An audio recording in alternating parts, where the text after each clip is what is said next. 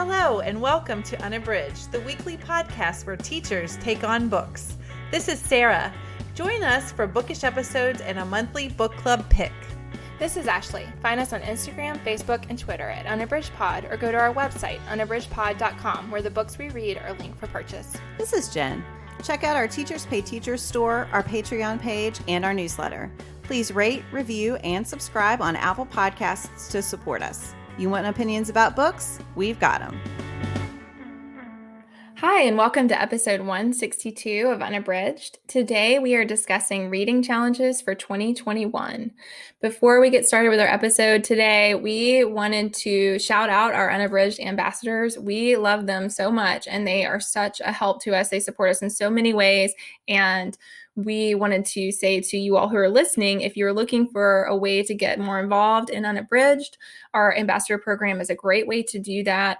And you get some swag and you get to participate in the community a bit more, and you have some say in the things that we discuss and the books that we read and that kind of thing. If you're interested, you just go to our website, unabridgedpod.com/ambassadors, and there you can find out more about it and sign up. We'll get started today like we always do with our bookish check-in. Sarah, what are you reading? So I'm cheating a bit today because actually I've had a very good start to the year with my reading. So I've read several books, and I am reading a couple right now, but I just finished Colin Jost's A Very Punchable Face, and I just wanted to cheat and talk about it because I loved it so much. I listened to it on audio, so he reads it. And if you don't know who Colin Jost is, he is a head writer on SNL, and he also co-hosts Weekend Update every week on Saturday Night Live. I realized that I should probably have not used that acronym. I should have said it out, so I'm doing it backwards.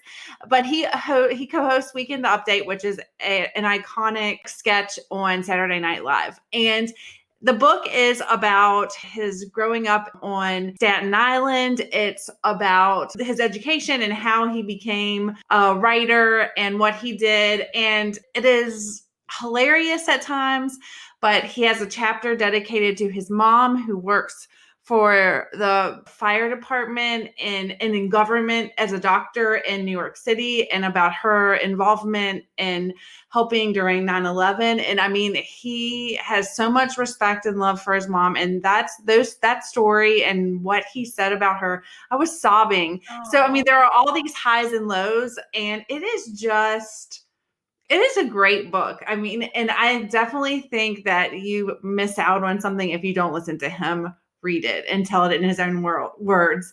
But I mean, he is very funny. And I think you see that on Saturday Night Live, but I feel like in the book, like writing and him getting, because he's a head writer, so him getting to put into words his story and then read it to the listener, it was a great experience. So that is Colin Jost's A Very Punchable Face, and I highly recommend it. That sounds amazing. Yeah, it was great.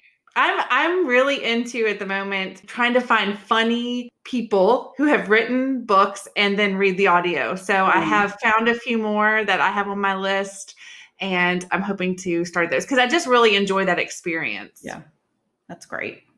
Awesome. Yeah, that sounds great. What about you, Jen? What are you reading? So it's funny that you cheated because I was almost going to cheat because I just finished a fairly mediocre book that I didn't want to talk about. And so I was going to go back, I'm going to say it anyway, and say Aiden Thomas's Cemetery Boys is amazing. And both of you should read it because you will love it. But the book I'm actually going to talk about, I'm deciding not to cheat technically because I started this last night and almost couldn't go to bed because it was so compelling. So this is one I have thanks to NetGalley. It is Ashley Schumacher's Amelia Unabridged, which I did not pick because of the title, even though I think it's great. And this is a YA novel. It opens when Amelia's father leaves with this really much younger woman who's basically Amelia's age. And she's really desolate. And so she goes to the bookstore and she's just hanging outside looking in. And this girl from her school who she doesn't know very well pops her head out and was like, you need to come in here. And she does. And they become best friends. And it flashes forward several years later, and they've been best friends.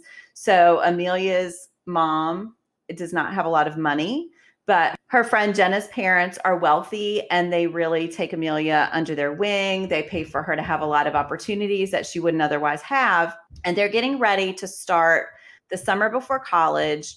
And Jenna's parents pay for them to go to this book festival. So other than Jenna, the thing that has gotten Amelia through not having a very involved mom and not having her dad around has been books.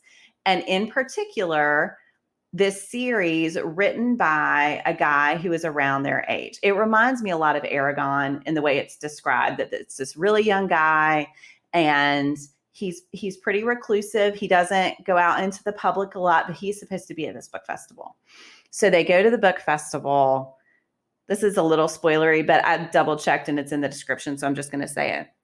They go to the book festival, and it turns out that while Amelia is in the bathroom, Jenna meets the author.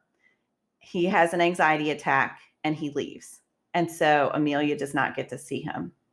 So Amelia and Jenna have this conflict, and then Jenna leaves on a trip. And while she is gone, Jenna dies in a car accident. Oh my gosh. I know. It is like, so then Amelia is struggling to recover from having lost her best friend, and the fact that they had this fight right before Jenna left, and she's just resolved that she's going to move forward. They were going to go to college together, and she still has dinner every week with Jenna's parents, and she's like, I just have to live the life that we had planned to have together. And then she gets this special edition of the book that she absolutely loves from this bookshop in another state. And she's convinced that Jenna somehow set it up, and this is like her last connection to Jenna. And that is where I left off. So I don't know what's going to happen, but oh my goodness, I am so hooked. And as soon as we're done recording, I'm going to go read this book because it is beautifully written. It is so compelling. The characterization is really vivid. And I kind of got like the Fault in Our Stars vibes with the search for the author and someone whose work you just love beyond anything. And so I love the way she talks about how much she loves this trilogy, well, soon to be trilogy. The last book's going to be published, and the way she just loves the story and the world building. And yeah, oh my gosh. I hope the whole thing is as good as it is right now, because it's amazing. So you had me for the car crash, and then I was like, nope, that's good. I mean, I was reading in bed last night and I gasped. I wasn't expecting it. I thought the same, Sarah. You know, that's like a hard no for me. Oh my gosh, but it's so good. It sounds great. That is Ashley Schumacher's Amelia Unabridged. So, all right, Ashley, what are you reading? So I am going to cheat also. This was not planned. This is not great for our challenge episode, I have to say. Well, I just finished this one last night, and I so want to talk about it. I finished this one last night, and I am reading some other ones, but I absolutely loved this, and it's just coming out in January, so I wanted to take a chance to share about it because I think I haven't seen a whole lot of buzz about it yet, and I just thought it was phenomenal. So for that reason, finished it last night, but do you want to talk about it? And it is Randy Pink's Angel of Greenwood. This is, and I got it thanks to NetGalley. This is a historical fiction young adult novel, and it centers on the Greenwood Massacre in 1921 outside of Tulsa. So like Greenwood is part of Tulsa. It's often referred to as the Tulsa Massacre, but Greenwood is the part that burned. And it is two young people, two teenagers, and you get both of their perspectives, Angel and Isaiah. And what I loved about it is that in a lot of ways, so I went into it knowing I requested it because it was historical fiction. I thought it was so important to talk about. I did not know about that massacre until well into my adult life. So I think that, and then I was appalled that I had not known. So I think that I was excited to see that there was a young adult writer who's writing about this for teens and doing it through historical fiction, which I think is a great way to educate about things that have happened. And so all of that was really appealing to me. But what I loved once I was reading the story is that in a lot of ways, the story is about two young people who are coming of age and are falling in love. And that is what the story is about. But at the same time, there's a sense of dread for the reader because you know that this is coming, and you know, not just because like I knew that it was referring to that, but also because in the chapters it's counting down to the event. So you know that this event is coming. And so I thought that all of that was just masterfully handled, that they did not know and yet we did. And so there's that feeling of foreboding, and yet for them, their lives are blossoming and these interesting things are happening, and they don't know that this atrocity is coming. And yet I think all of it was handled really well. And I think even in the end, no spoilers, but it felt hopeful. I mean, you as the reader know that this horrible thing that happened in real life is going to happen. And yet I think that what I really appreciate is that Pink did nothing to diminish the atrocity itself, but still sowed hope into the story, which I think is, so important for young people, especially when reading about that kind of event. So again, Angel and Isaiah, they are polar opposites in a lot of ways, but circumstances kind of force them together for a summer job. And so that precipitates them getting to know each other. And then that's where, you see young love. I mean, it's a sweet romance story in a lot of ways.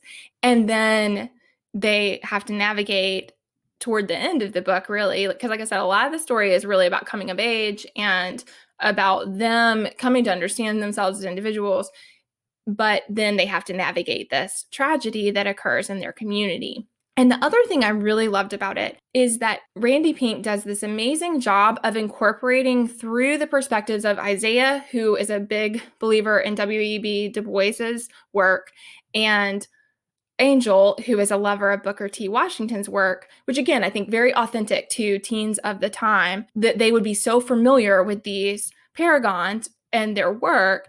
Both of them were diehard for these two opposing perspectives. And so what I loved about the book is that I felt like without coming across as being heavy-handed, she also educates young people who might not know much about Washington and W.E.B. Du Bois.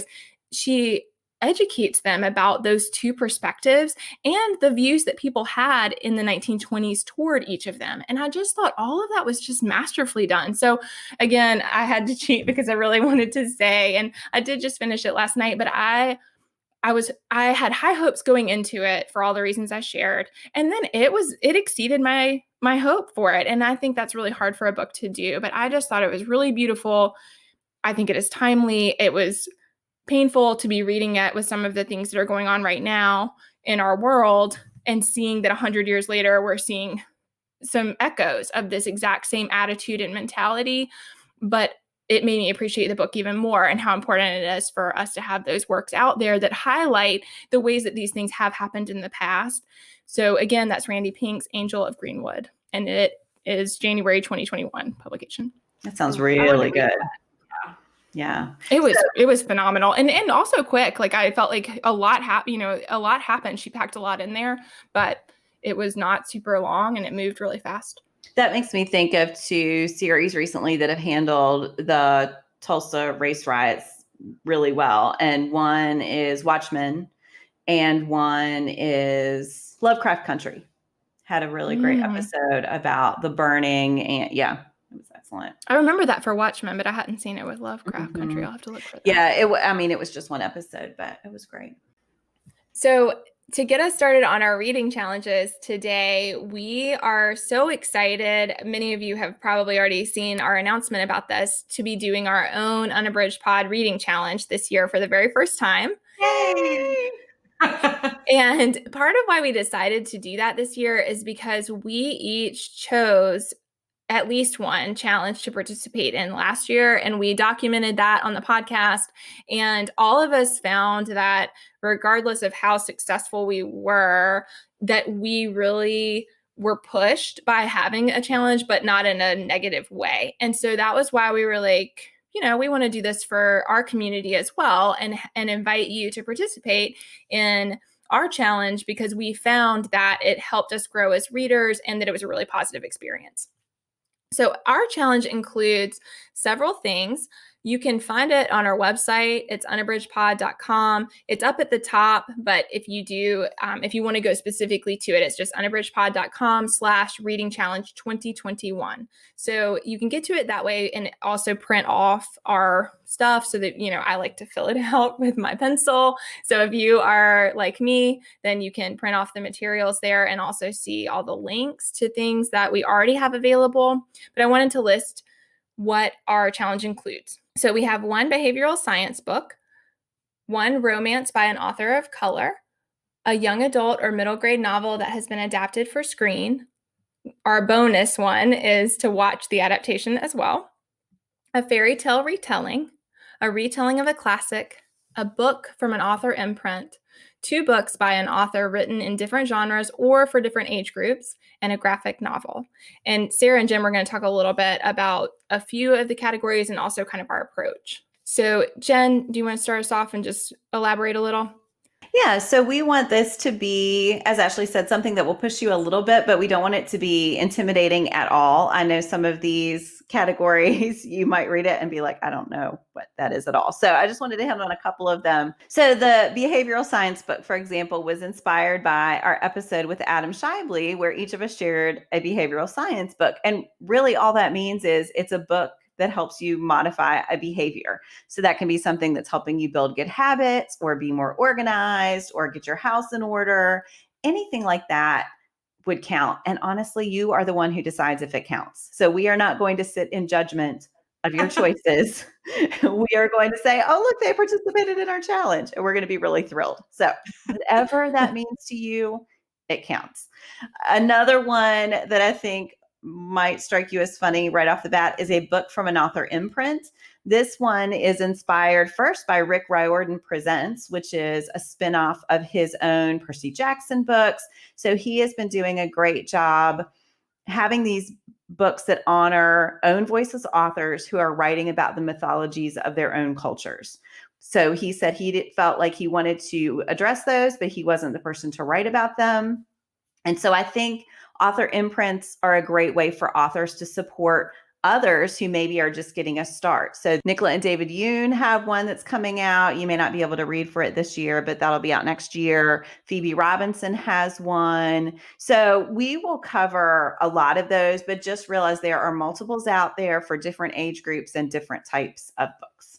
And we will be publishing bookish faves and episodes that complement all of these different categories for our reading challenge. So you won't be out there alone. So definitely be on the lookout for our bookish faves that publish every Monday. And we will have lists and suggestions covering all of these topics so that you can either find something off that list or be inspired by something on that list and then find your own thing. And finally, we are also utilizing our Facebook group. We haven't done a whole lot in that space so far, but that separate from our page, the group is going to be a great place for anybody who wants to participate to share books that you're reading, ideas that you have for the different topics. And so that's another great place to join. And you can do that from our website. So we are all thrilled about getting that started. And we have really appreciated the excitement we've gotten from the community so far. And so we just can't wait to hear what you're reading and how the journey is for you. But we also, as we did last year, wanted to each choose another challenge to participate in. So we're going to share a little bit about each one we chose and why we chose it. Sarah, do you want to share yours? I am going to be doing Beyond the Bookends 2021 Reading Challenge. Beyond the Bookends is a blog that I follow, and I also follow both of the curators and writers of the blog on Instagram. Their challenge was one of the ones I considered last year. And what I think learned from last year is that I need to try something more specific this year, because last year I just did like read your backlist. And so I wanted to, and I failed miserably, as you all know, from our update on that challenge. So I really want to feel successful this year. And so I decided that maybe I needed to do something that was a little more specific. And so I found that as I was looking through everything, I'm not a person who's going to be able to read like 60 books or do kind of what Jen is able to do with her challenges. I really wanted to stay true to myself and just stay in my lane, for lack of a better term. So I chose Beyond the Bookends. It's one book a month. There's one prompt a month. That felt really doable to me. I have to say, over the last couple weeks, I was like, I didn't read very many books this year, and I was feeling really bad. And so Ashley had shared with me last year this spreadsheet that she used. So one night I just went through all my stuff and went and actually documented everything that I've read. And I read 58 books. So then this, it made it seem like I can do the Unabridged challenge and Beyond the Bookends challenge, and that's not going to be hard. So I was proud of myself. So I'm going to do this challenge. It seems doable. There are categories, but they're not super obscure. And everything that they listed on the challenge, I really am interested in reading for the prompt. So I felt like that was a good start. So that's what I'm going to do. And they have a page that we'll link to, and it's just called the 2021 Beyond the Bookends Reading Challenge. So I'm really excited to try it out this year. That sounds great. That sounds like a lot of fun. What about you, Jen? What did you choose this year? So before I do that, I want to say, if you subscribe to our website or our newsletter, you can get that tracking spreadsheet. So if you want to do what Sarah did and keep track of all of your books for the year, and I do that a little obsessively. So we have two versions. We have a simplified version, and then we have the super Jen obsessive version. And you can pick the one that you like better. But yeah, that's an easy way. I really like having that self-totaling challenge thing. You can figure out what genres you're reading if you want, or if you have other goals that you're setting for yourself. If you want to read more diversely, for example, you could make a column for that. But okay. And also, before you move on, Jen, I just wanted to say that Jen also kindly made tabs this year that include the Tournament of the Books and also a tab for our Unabridged Reading Challenge book. So I do normally use the simplified spreadsheet that Sarah referred to, but I will be switching over because I like those tabs and utilizing the tabs to have a way to document, because that was a struggle I had last year, was documenting the challenge separately, and in the simplified spreadsheet it was harder to do that. So I do think it's helpful to have those lists on hand when you're trying to organize yourself. Anyway, go ahead, Jen. What did you choose?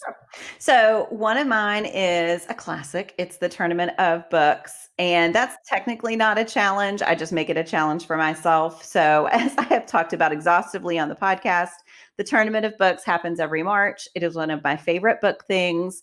It is when bookish people take the March Madness basketball bracket and put books in it instead. And they actually started it to show how ridiculous it was to have book competitions and to pick one book as being better than the other.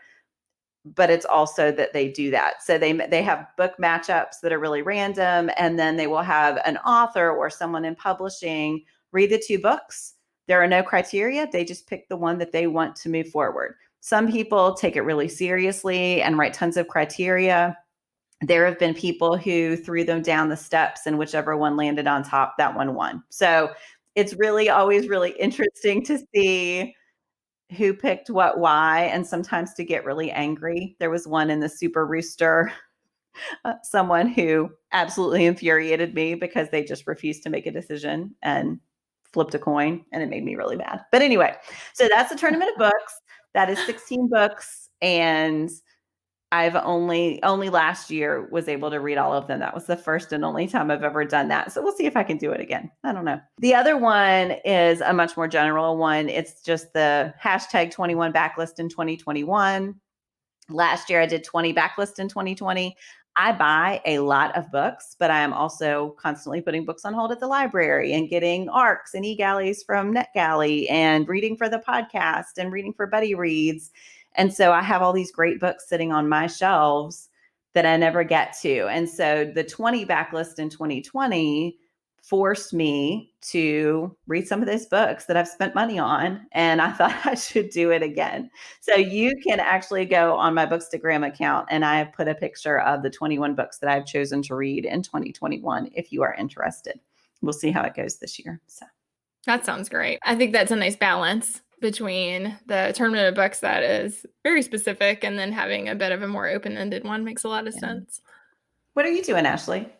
So I went and just Googled reading challenges and got some good lists of different ones that were going on. And I did feel kind of torn about it. I was attracted to doing the backlist as well. Like Jen said, I really have been trying to work through what I have, but I could work harder at it.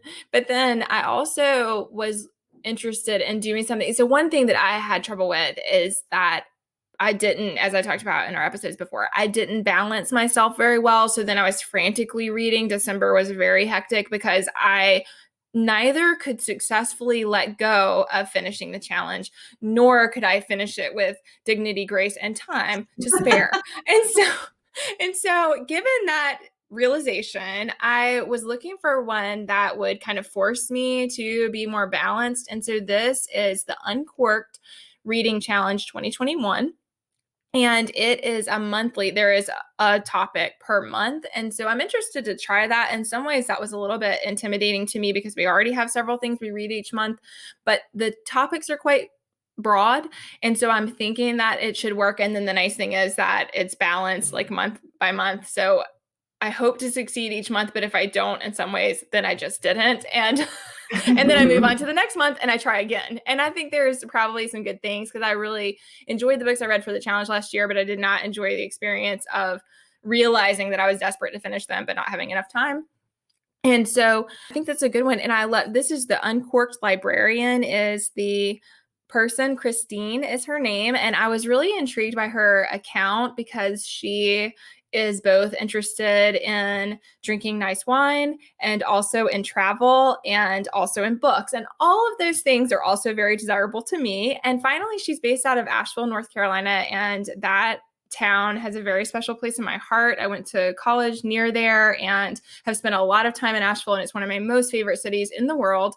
And so all of that was really desirable to me. And so that caught my attention and is why I gravitated toward it. But again, I think I felt like it was a practical choice for me because it's going to encourage me to do one a month. And I do think I can work through some backlists for a lot of the topics. And so I'm going to try to hit both those goals at the same time. So I feel pretty good about all that. And I also have realized I really enjoy the art of figuring out what you're like planning. I like the planning part. I like to print the page and jot down ideas. So I did that for this one. I remember I did Modern Mrs. Darcy last year and I loved doing it for that one as well. I will be doing that for our Unabridged challenge. And I think that was a good thing to learn about myself, that I enjoy that process. And I think that's something I can incorporate in my reading life. Being aware that that's something I like to do is going to help me to reach some reading goals. So that sounds like a fun one. And I love the month to month focus. I do that. There is something appealing about that.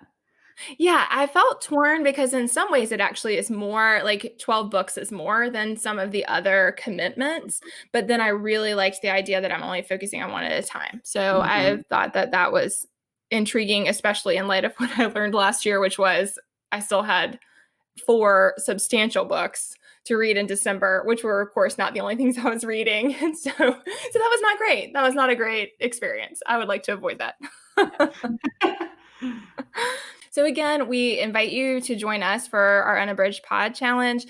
You can do that by plugging in with us at Unabridged Pod on Instagram. We can get you hooked up there, but also you can go to our website, unabridgedpod.com/reading challenge 2021. Anything you're reading for that, if you use the hashtag Unabridged Pod Reading Challenge, we will be running those in our stories and featuring everything that people share. So be sure to use that hashtag if you're involved so that we can plug in with you and see what you're reading. So we wanted to end today with our Give Me One, and our topic today is a favorite audiobook narrator. Jen, what's your pick? So I really love when there is a narrator who seems to match up really well with an author or a story. And so I'm recommending Jane Entwistle, who reads Alan Bradley's Flavia de Luce Mysteries. She does such a good job of conveying that character who is this precocious 12-year-old. And she just does such a brilliant job of bringing that character to life that I look forward to her narration as much as I do the stories themselves. So that's Jane Entwistle. I love that narration. Oh my goodness. I read The Sweetness at the Bottom of the Pie after Jen talked about it, and I listened to it on audio, and she's fantastic. So good. That's what I can't wait to start that series. I'm really excited. And it's good to know about the audio, so maybe I'll try it that way. Yeah. What about you, Sarah? What's your pick? My favorite narrator is Bonnie Turpin. She has a prolific catalog of books that she has narrated. I mean, there are a lot, and she is fantastic. She narrated the Hate You Give audiobook, Dread Nation, which was one of our book club picks several years ago, but her narration in that was fantastic. I think that increased the enjoyment of that book, that particular book for me, because that was a stretch for me because I'm not into zombies and all that, but I thought that I liked the book because Bonnie Turpin was the narrator. And then The Sun is Also a Star, which we love, Nicola Yoon, and that was one that she wrote, but then I listened to, and Bonnie Turpin was great. So she is fantastic. She brings so much life to the story, and I always, when I look for audiobooks, I always look to see if she is the narrator. So I love her. Yes, I've listened to a couple of hers as well and love her narration. Same. Ashley, which narrator are you choosing? So my pick is Marin Ireland. This was hard for me because I do think a lot about the narrators. Like Sarah said, it makes a huge difference in the story. And so there are several that I've really enjoyed, but she does several of Frederick Bachman's books. And I recently listened to Anxious People, which was phenomenal, I thought. And I absolutely loved the book, and I also loved her narration. And she also did Beartown. I listened to that one as well. And I have to say that when I looked to see other books, to see if I had listened to others by her, she did Leave the World Behind. And did you all listen to that? Yes. No, I read that. I listened to it. So I am intrigued because both of you were like, Ashley, I don't think you're going to like the book, but you know that, it's been wildly popular. People have so much to say about it. It's gotten all these awards. So, I was already intrigued, even though you were like, Ashley, don't read the book, which should be a reason to not read the book. But then when I saw that she narrated it, I was like, oh no. Yeah. So I probably will listen because it was on Libro FM and I have access. And then when I saw she was the narrator, I was like, I'm here for that. So I will report back about whether that was a good decision or not.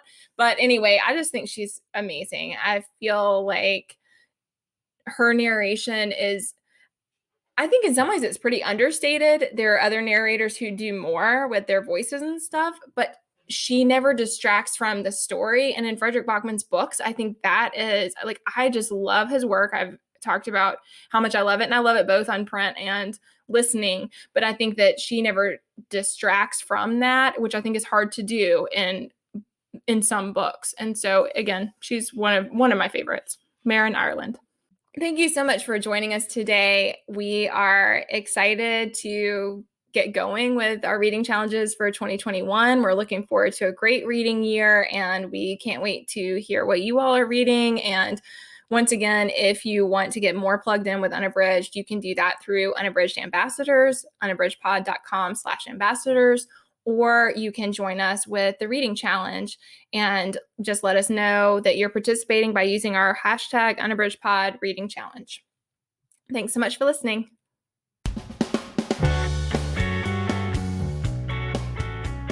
Do you have comments or opinions about what you heard today? We'd love to hear them. You can find us on Instagram, Facebook, and Twitter at UnabridgedPod, or on the web at unabridgedpod.com for a list of ways to support us. We'd like to thank Jared Featherstone, who composed our theme music, Strings of Light, and Katie Amy of Amy Photography, our podcast photographer. Thanks for listening to Unabridged.